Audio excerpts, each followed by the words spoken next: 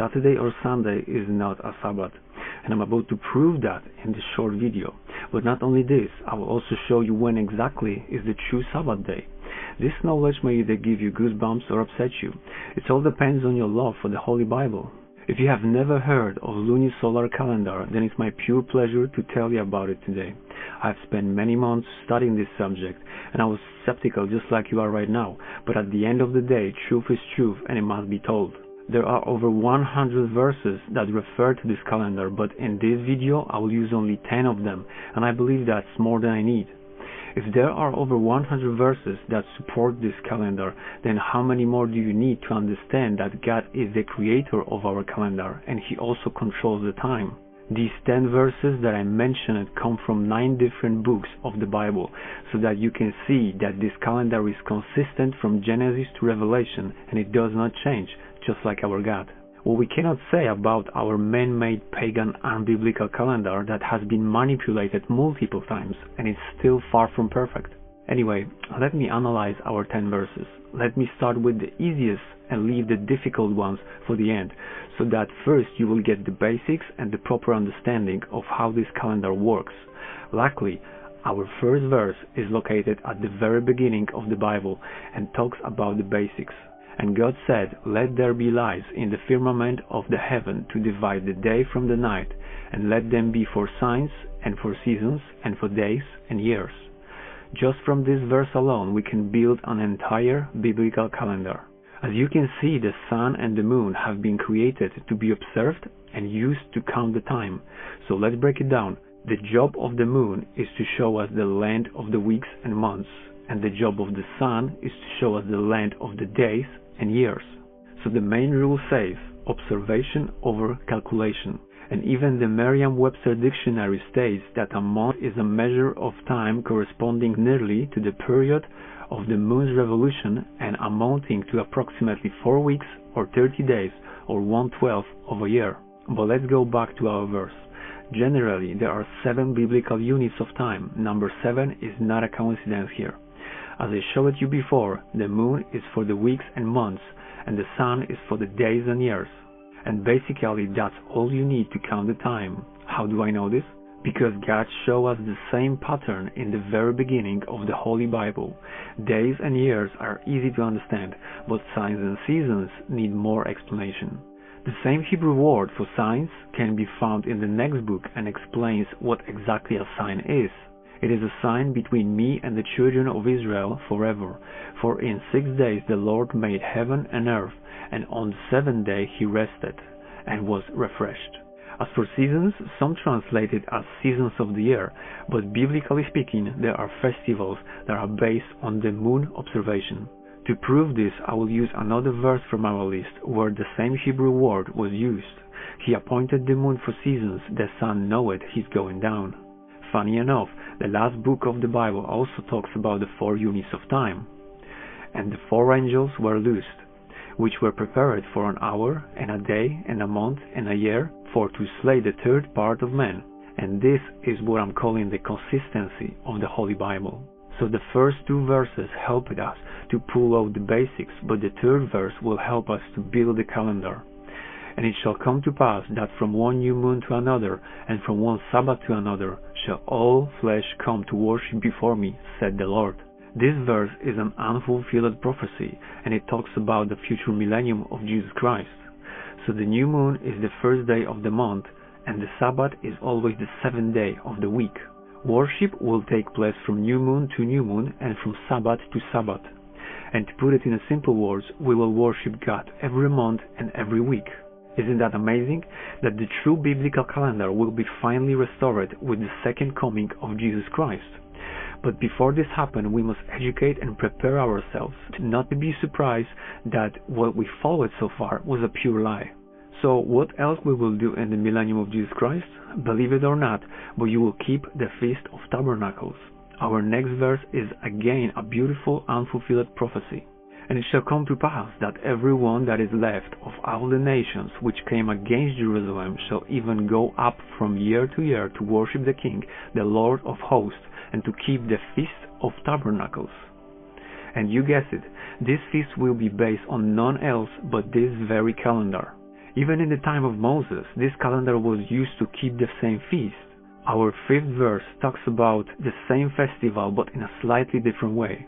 Also in the 15th day of the 7th month, when ye have gathered in the fruit of the land, ye shall keep a feast unto the Lord 7 days. On the 1st day shall be a Sabbath, and on the 8th day shall be a Sabbath. As you can see, everything fits perfectly. Can you apply the same verse to the Gregorian calendar? I don't think so. Now let's jump to the verse number 6 and see how it will work with our calendar. Now they began on the 1st day of the 1st month to sanctify, and on the 8th day of the month came they to the porch of the Lord.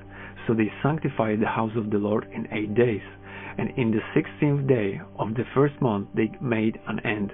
Again, no confusion and no need for mental gymnastics, because this Creator's calendar is well synchronized with Bible verses. But you may ask, how do we know which one is the 1st day of the month?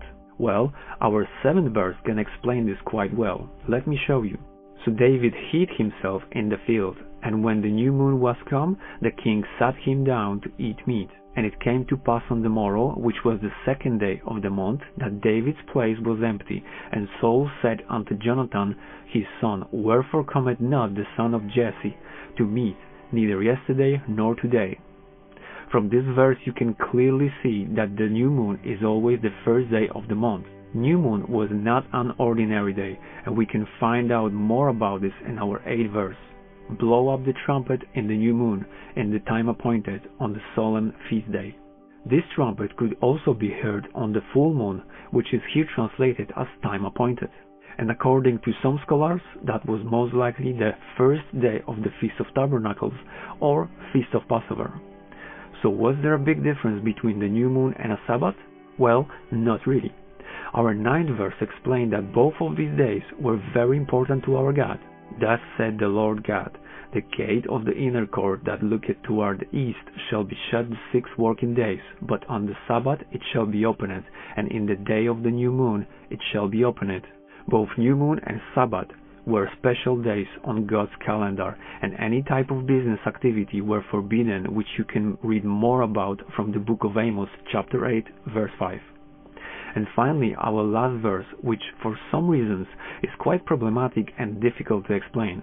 And it came to pass on the 2nd Sabbath after the 1st, that he went through the cornfields, and his disciples plucked the ears of corn, and did eat, rubbing them in their hands. I would like you to focus on the words marked in red. As you can see from the Interlinear Bible, they are correctly translated in KJV. But because these words don't fit the Gregorian calendar, some translators decided to change the meaning of this verse.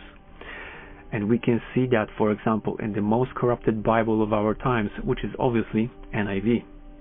But not only NIV got it wrong, so make sure that you have the correct Bible. So what exactly does the 2nd Sabbath after the 1st mean? Biblical scholars have few theories that can explain this mysterious verse. The 1st Sabbath of the 2nd month of the Jewish year, the 1st Sabbath after the 2nd day of the Passover, the 1st Sabbath in the 2nd year of the sabbatical cycle of 7 years, the 1st Sabbath of the 2nd half of the civil Jewish year, the 2nd Sabbath of the Feast of Pentecost. As for me, I like to keep things simple, so in my humble opinion, 2nd Sabbath after the 1st means 2nd Sabbath after the 1st. But whatever this verse means doesn't change the fact that it can only be applied to God's calendar, and that's what matters here. So here you go, biblical calendar, made by God and craftily changed by man. But I'm not worried about this much, because there are over 100 verses that support this calendar and none that support Gregorian. Imagine that Vatican had never existed and they had never made this Gregorian calendar. What calendar would you follow then? The answer is God's calendar, because this calendar existed from the beginning of the universe and is still in use today by many countries with some modifications. Now what I would like you to do is to make a choice. Do you follow what God created or what man fabricated? Lunisolar calendar comes directly from the Bible, while Gregorian simply does not. Biblical calendar is based on moon and sun, but Gregorian calendar is only synchronized with the sun. Biblical month has 29 or 30 days, but Gregorian month can have up to 4 different lengths. Lunar month always starts from new moon, while first day of the month in pagan calendar is based on nothing. Sabbats on biblical calendar are based on moon phase, while non-working days on Gregorian calendar are based on paganism, traditions, and Vatican doctrines. Majority of days and months on lunisolar calendar were numbered, while Gregorian calendar adopted names for all days and months which came from either pagan gods, festivals, emperors, or names of the planets. All the 7 biblical festivals are well synchronized with the lunisolar calendar, but on the Gregorian they cannot be tracked, so Vatican created their own fake happy days. And the last reason why you should reject Gregorian calendar is that this calendar will be completely destroyed in the millennium of Jesus Christ, while lunisolar will be restored. There will not be 2 different calendars in God's kingdom, as nothing unclean can come close to Him. So make your decision today which one you want to follow, preach, and defend. And remember, Muslims have Friday, Jews have Saturday, and Catholics have Sunday. But born-again Christians have the truth from the Holy Bible, and thank God for that.